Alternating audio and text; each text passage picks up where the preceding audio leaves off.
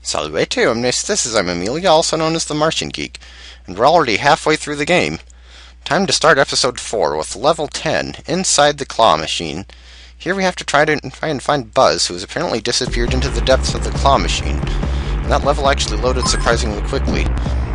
You don't actually see Buzz in the level, but these pipes with the coins coming down them, you want to whip them to get them out of your way, and don't touch the coins because they take damage. Now with these gear platforms, you basically just have to memorize when they come out and when they go back in order to figure out the timing for them.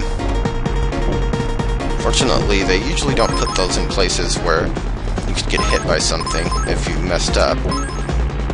So another thing to climb on, and more coin tubes. And a couple of coins there without it, too. I almost always take a hit in this part. You have to be careful when to jump. And it's but it seems like I got through okay. And there's our first checkpoint. Of course the propellers also hurt you. The thing about that part is, it's also fairly easy to misjudge the timing and end up having to go back to the bottom. That's a fuse. It breaks, and yeah, it hurts you if you touch the broken pieces. Here we have a shaft with more of them. I'm not really sure what the best way to deal with this part is, but counterintuitively, actually just standing directly under the fuses seems to be the best way to avoid them. Of course, you can't really do that when there are fuses on both sides, but... And time for a second checkpoint already, and that's actually the last one of the level. And we see that there's a secret passage here, where you can get a star and a 1-up. Also, since that 1-up respawns and I only have 3 hits, I might just go through the level and purposefully die, so that I can get back to full health.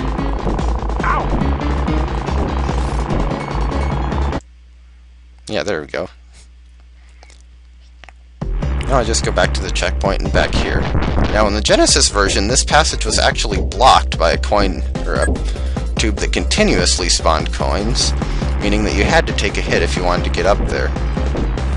Not so in the Super Nintendo version, it's completely clear. Not necessarily saying I won't take a hit at some point down the line anyway, like I almost did there. Didn't realize that fuse hadn't broken yet.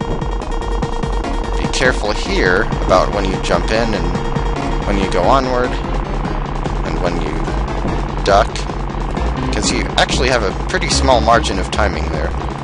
Especially in the Genesis version, it seems like it's almost impossible to avoid, taking a hit in that version.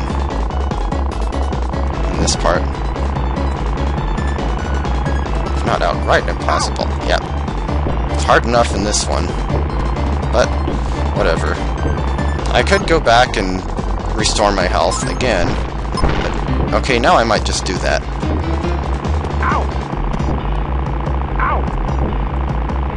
Yeah, would he die from the Propeller of Doom? Oh, dang it. That one propeller... Well, okay, actually, several of the propellers in this level are kind of annoying to get past, but that's the first one that's like that.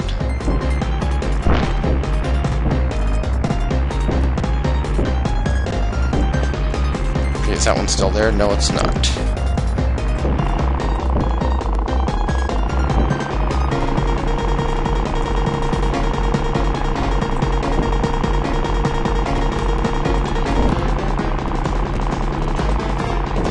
Whoa. At least the climby thing doesn't fall out from under you. Now you want to jump over there and quickly jump back because of the fuses.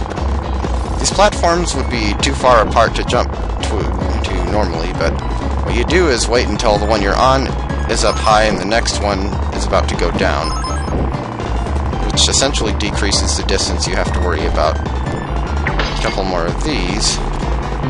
They're easy enough to deal with. And you can actually just speedrun this part and the fuses won't be able to snap fast enough to catch you. This doesn't work in the Genesis version. I tried it and I ended up just taking damage. And now more propellers. And And this one has 4 blades, and I almost always get hit by at least one of these. There are 3 of them in a row. Okay, yeah, I just kind of rushed it there, but like I said, I almost always take a hit there anyway.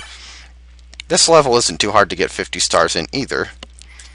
As for the next one, now we're really inside the claw machine. We have to rescue all the aliens that are trapped in it. The quicker we do it, the more stars we get at the end, and oddly, the background music actually starts in this one before you enter the level proper. Yeah, it's another one with the time limit, and this one is interesting. I think I heard somebody compare it to Doom. Hello? But basically, there are 4 aliens trapped in this labyrinth of passageways, and you have to get them one at a time and take them back to this portal here. Now, this level was weird in the Genesis version.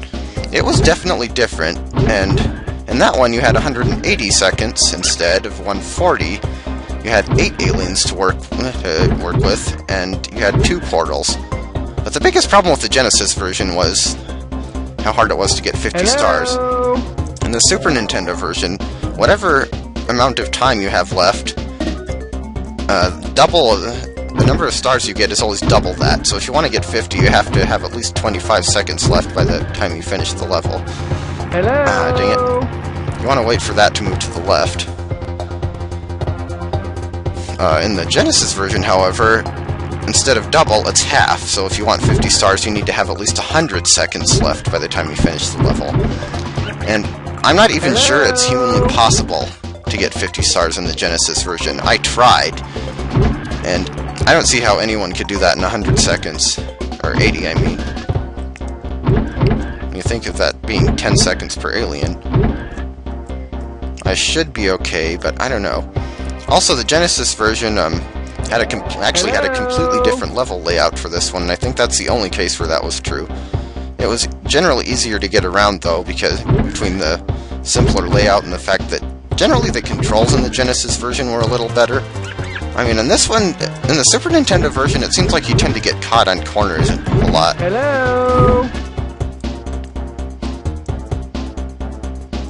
But we should be able to make it. Yep, 33 seconds left. I'm not actually sure if they're seconds, but they're pretty close to seconds, and I got all 50 stars.